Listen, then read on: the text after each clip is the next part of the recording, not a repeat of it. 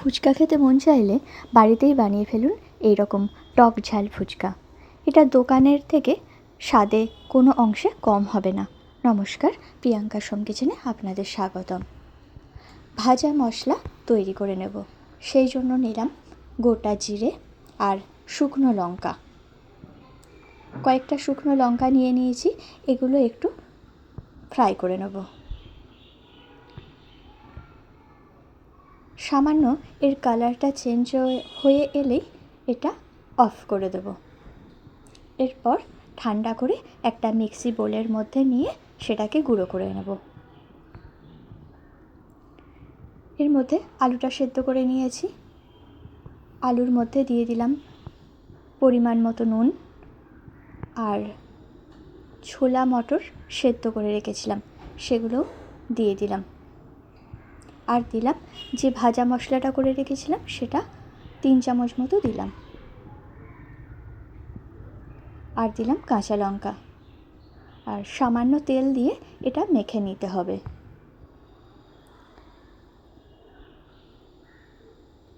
তেঁতুল ভিজিয়ে রেখেছিলাম আধ ঘন্টা মতো আগে।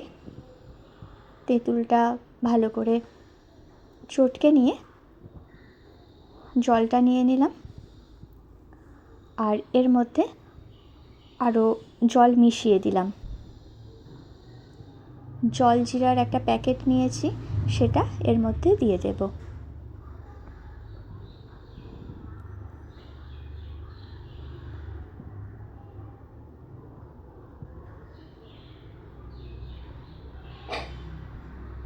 আর দিলাম এর মধ্যে কাঁচা লঙ্কা আর একটু ভাজা মশলা আর সামান্য একটু নুন দিয়েছি।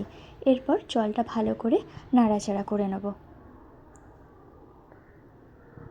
এর মধ্যে ধনেপাতাও অ্যাড করা যেত, আমার কাছে ধনেপাতা ছিল না তাই অ্যাড করিনি। এরপর চাপা দিয়ে রেখে দিয়েছিলাম। এর মধ্যে পাঁপড়গুলো ভেজে নিলাম। কড়াইতে সাদা তেল দিয়েছি আর সামান্য সর্ষের তেল দিলাম এর মধ্যে।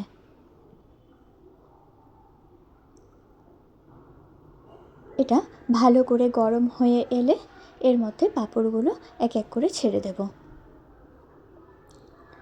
পাঁপড়গুলো ফুলে উঠলে এগুলো নামিয়ে নেব।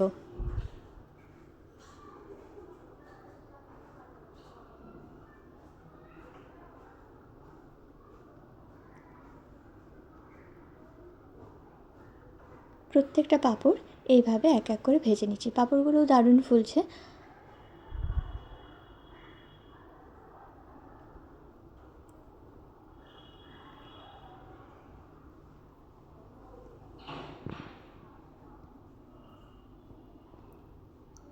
এইভাবে সব পাঁপড়গুলো ভেজে নিলাম।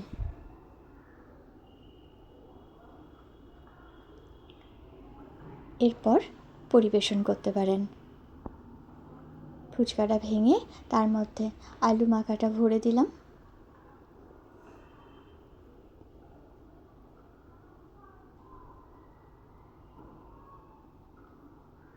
টক জল দিয়ে দারুণ লাগে। দেখুন একদম দোকানের মতন